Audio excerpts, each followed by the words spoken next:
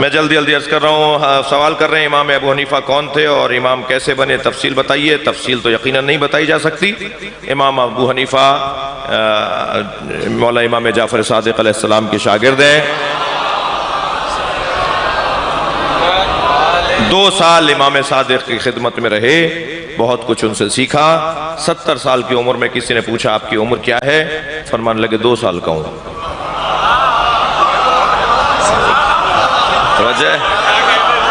تو پوچھنے والے نے کہا آپ کی عمر تو ہمیں 70 سال لگ رہی ہے، کہنے لگے 2 سال نکال دو تو میں کچھ بھی نہیں ہوں۔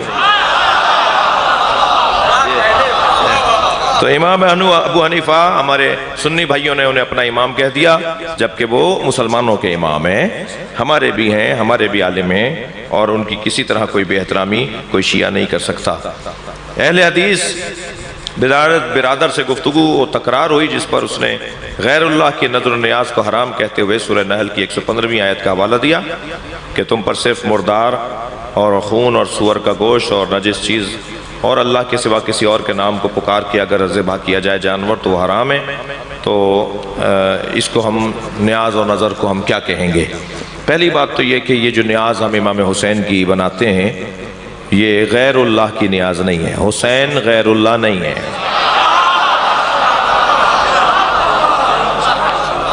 غیر اللہ نہیں ہے یعنی اللہ بھی نہیں ہے۔ یہ کس نے کہا کہ حسین غیر اللہ نہیں ہے یعنی میں نے اللہ بولا ہے؟ جی یہ طیب شہنشاہ نہیں ہے تو کیا مطلب ہے کہ دشمن ہے، مخالف ہے، غیر ہے، اپنا ہے بھائی۔ غیر اللہ یعنی اللہ کا مخالف، اللہ کا دشمن۔ غیر اللہ نمرود ہے، فرعون ہے، حامان ہے، شداد ہے، یزید ہے، معاویہ ہے۔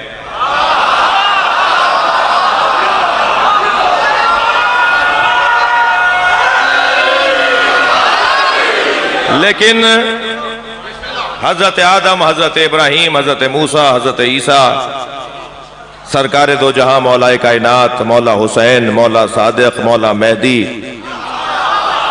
یہ سب غیر اللہ تو نہیں ہے، یہ تو اللہ کے کام کو چلانے والے ہیں، یہ اللہ کے نظام کو چلانے والے ہیں۔ جنہوں نے اللہ کے دین کے خلاف کام کیا وہ غیر اللہ ہے نا۔ تو پہلی بات تو یہ روشن رہے۔ دوسری بات یہ کہ جب امام حسین کی نیاز کے لیے ہم بکرا، دمبا، گائے، بیل ذبح کرتے ہیں تو اسے کربلا کی طرف لٹا کر یا حسین کہہ کر ذبح نہیں کرتے ہیں،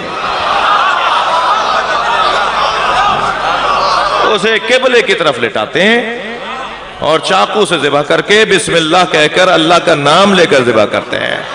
یہ ساری کائنات اللہ کا رزق کھا رہی ہے طفیل حسین۔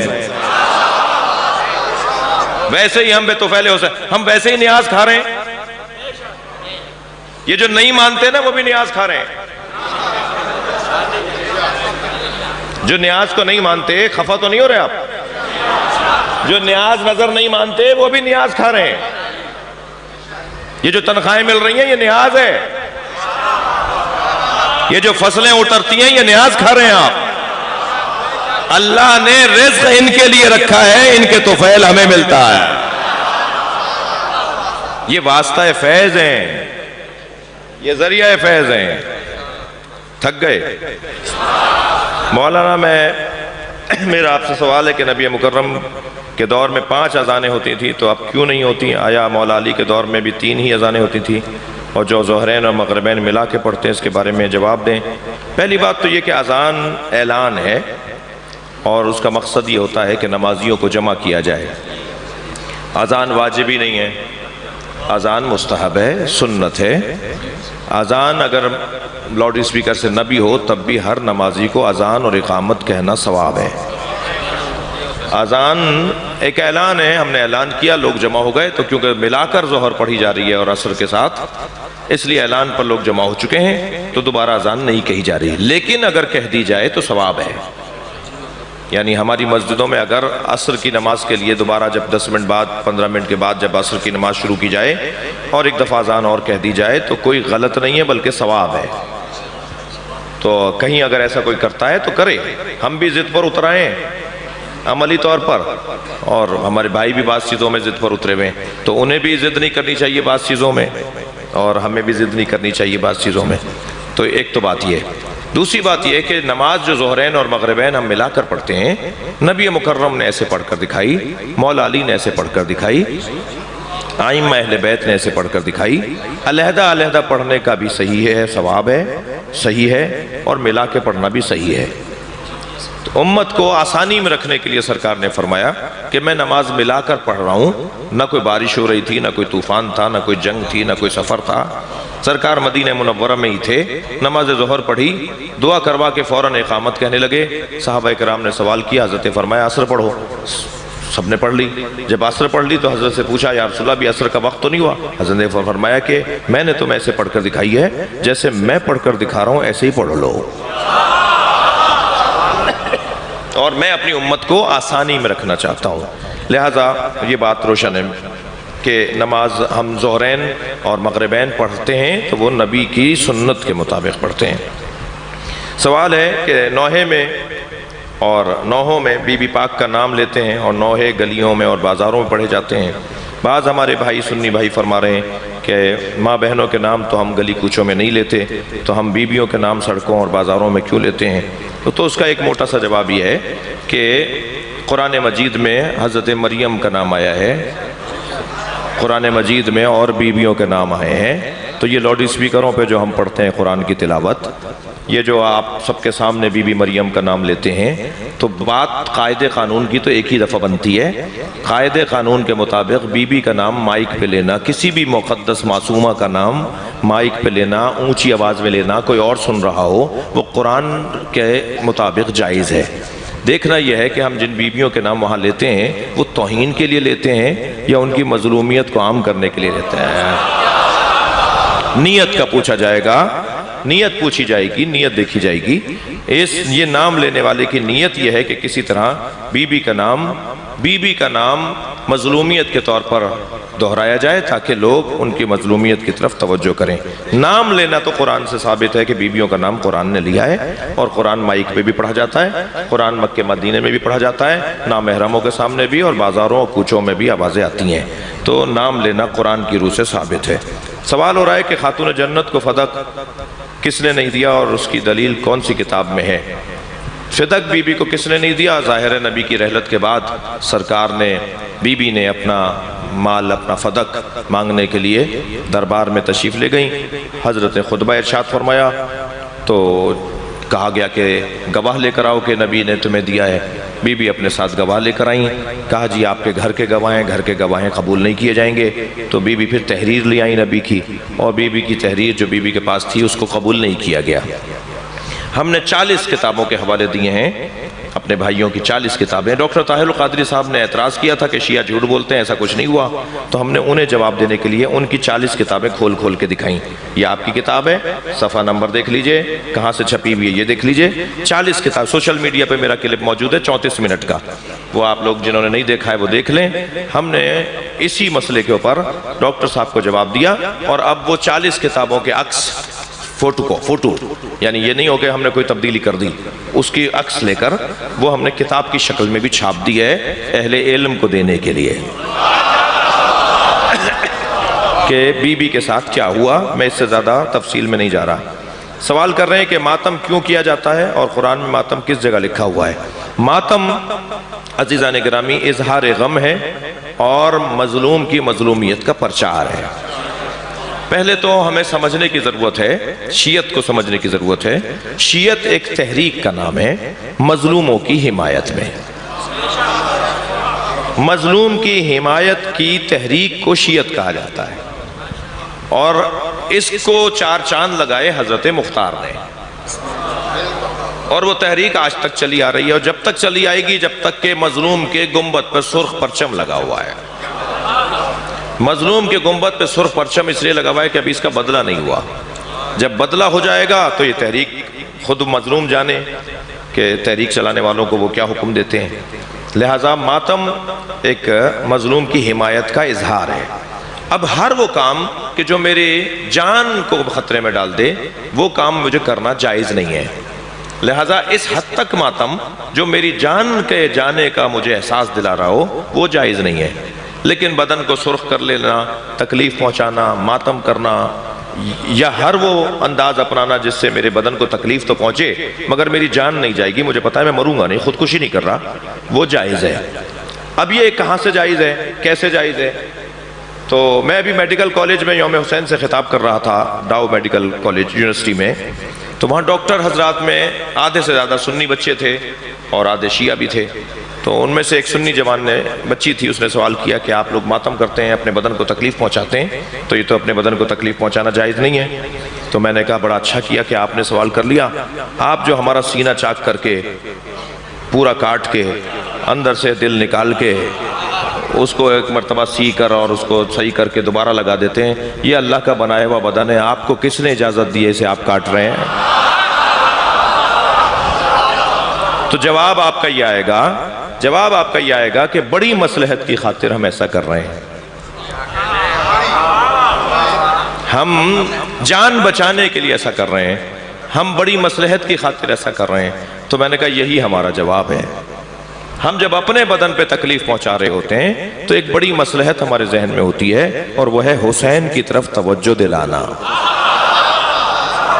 اور جب حسین کی طرف ہم توجہ دلا دیتے ہیں تو اس سے بڑی مصلحت اور کیا ہے؟ اور لوگ جب میرے مولا کی طرف توجہ کر لیں گے تو خوبیوں کی طرف توجہ کر لیں گے۔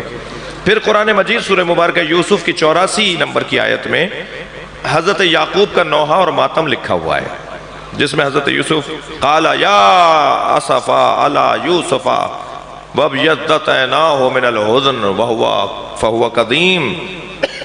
حضرت یوسف اپنے بچے کو یاد کر کے یا اسفا، میرے بھائی ہیں، میں بھی ان کا بڑا احترام کرتا ہوں، مگر میں حفظہ اللہ انہیں دل سے بولوں گا، ہر ایک کو نہیں بولا جاتا، میں انہیں حفظہ اللہ بولوں گا۔ ایک صلوات پڑھے ذرا محمد و آل محمد پر۔ وہ میرے عزیز ہیں، میرے بھائی ہیں، بڑا میں احترام کرتا ہوں ان کا، اور وہ فرما رہے تھے کہ حفظہ اللہ کسی کو بھی بولا جا سکتا ہے، مجھے انہوں نے بولا مگر میں نہیں، میں کسی اور کو حفظہ اللہ نہیں بول سکتا، میں مولانا انجینئر صاحب کو میں حفظہ اللہ بول رہا ہوں۔ تو انہوں نے مجھے جواب دیا ہے، میں ان کا جواب دے رہا ہوں۔ تو میں انہیں حفظہ اللہ کہہ کے، کیونکہ ان کی بڑی خدمات ہیں، بڑا کام کر رہے ہیں اور بہت ہی علمی جو ہے وہ الجھنوں کو دور کر رہے ہیں، علمی گتھیاں سلجھا رہے ہیں، اور ان کا میرے حساب سے اردو سمجھنے والے امت مصطفیٰ پر احسان ہے، ان کا سرکار کی امت کا کے اوپر ان کی مہربانی ہے کہ وہ الجھنوں کو دور کر رہے ہیں۔ تو انہوں نے کہا جی کہانی گھڑ لی مولانا نے کہ یہاں مارتے تھے، یہاں مارتے تھے، یہاں مارتے تھے، میں انہیں حوالے بھیج رہا ہوں انشاءاللہ کہ حضرت یوسف کس طرح اپنے زانوں کو پیٹتے تھے۔ تو یہاں مارنا یا یہاں مارنے میں کیا فرق ہے؟ بدن تو یہ بھی ہے، بدن تو یہ بھی ہے۔ ہمارے یہاں مجھے یاد ہے، میرے بڑے بیٹھے ہوئے ہیں، بزرگ بیٹھے ہوئے ہیں، ہمارے یہاں سر کا ماتم بھی ہوتا تھا، زانوں کا ماتم بھی ہوتا تھا۔ پرانی ویڈیو نکالی، اگر کہیں پرانی نکل آئیں تو وہ بیٹھ کے بھی ایک ماتم ہوتا تھا ہمارے اسی ہندوستان پاکستان میں، اسی خطے میں، یا زمین پر بیٹھ کر زانوں پر ہاتھ مارتے تھے۔ یہ اب بھی بعض جگہ پر ہے، طریقے تبدیل ہوئے ہیں، تو بھئی زانوں اور سینہ ایک ہی بدن کا حصہ ہے نا، یہاں حرام ہو جائے یہاں جائز ہو جائے۔ تو ماتم قرآن اور اہل بیت کی تعلیمات کی روشنی میں جائز ہے، مگر اتنا نہ ہو کہ جان چلی جائے۔ برادران اہل سنت والجماعت کہتے ہیں کہ صرف انبیاء معصوم ہیں، ان کے علاوہ کوئی بھی معصوم نہیں ہے۔ تو ہم کیا کہتے ہیں؟ ہم کہتے ہیں جی آیہ تطہیر میں اہل بیت کا نام آیا ہے، اور اہل بیت نبی نہیں ہے، اور آیہ تطہیر ان کی عصمت پہ دلیل ہے۔ اس پہ کسی کو کوئی انکار نہیں ہے کہ آیہ تطہیر دلیل عصمت اہل بیت ہے۔ تو پنجتن کے معصوم ہونے پہ تو کسی مسلمان کو کوئی اختلاف نہیں ہے۔ کچھ لوگ کہتے ہیں کہ کڑیاں نہیں پہننی چاہیے کیونکہ انہوں نے خوشی میں کڑیاں نہیں پہنی، تو آپ بتائیے منت کی کڑی اور ویسے کڑیاں پہننا کیسا ہے؟ کل شیء حلال حتی تعلموا انہ حرام۔ قاعدہ قانون یہ ہے کہ ہر شے حلال ہے مگر یہ کہ اس کے حرام ہونے کی خاص دلیل ہو۔ ہمیں کڑیوں کے حرمت کی کوئی دلیل نہیں مل رہی، ہمیں بندہ ڈالنے کی کوئی حرمت نہیں مل رہی۔ تو ہر شے حلال ہے مگر یہ کہ اس شے کے لیے کوئی حرمت کا حکم آ گیا ہو، تو کیونکہ حرمت کا حکم نہیں ہے تو یہ حلال ہے۔ اب حلال پہلے ثابت ہو جائے، جب حلال ہے تو بہت سارے حلال کام آپ بھی کر رہے ہیں، میں بھی کر رہا ہوں، میں نہیں کر رہا وہ کر رہے ہیں، میں کر رہا ہوں وہ نہیں کر رہے، تو حلال کام کوئی بھی کر سکتا ہے اور اسلام نے حلال کام کرنے کی اجازت دی ہے۔ اور اگر وہ حلال کام مجھے کسی توسل سے جوڑ دے، وہ حلال کام مجھے کسی کی یاد میں مبتلا کر دے، اور جس کی یاد میں مبتلا ہو رہا ہوں اس کی یاد میں مبتلا ہونے کا حکم بھی ہو، تو پھر یہ پھر حسن پا جائے گا۔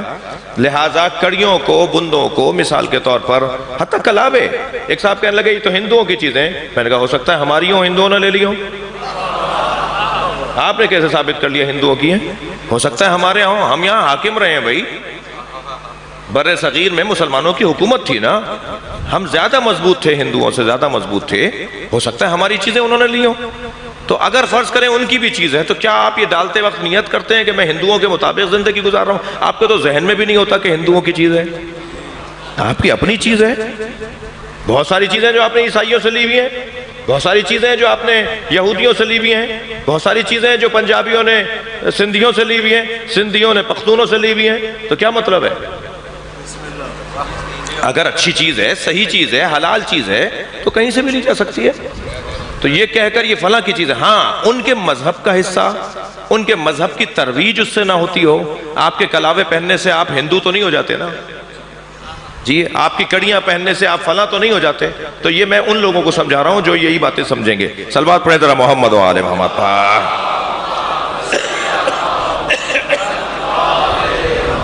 سب مل کر صلوات پڑھ لیجئے۔